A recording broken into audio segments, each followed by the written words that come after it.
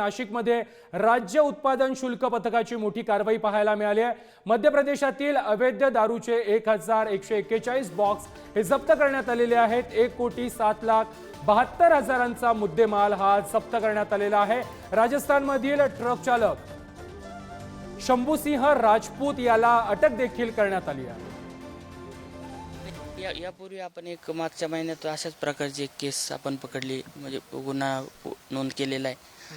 आणि हे कसं जशी बातमी मिळते त्या हिशोबाने आपण त्याच्यावर ऍक्शन करतो। आता किती जणांना अटक आहे या सगळ्यात? याच्यात एक आरोपी अटक केलेला आहे। आता पुढे तपासात याच्यात बरेच यांनी कोणी फायनान्स केला होता किंवा काय याच्या पाठीमागे अजून कोणी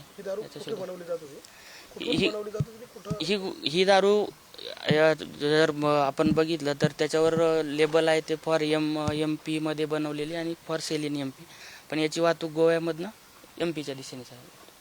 गोव्यात निर्मिती केली जाते त्याची असा आमचा प्राथमिक अंदाज आहे। तर याच्यात आपण तपासात जसं जसं जाऊ तसं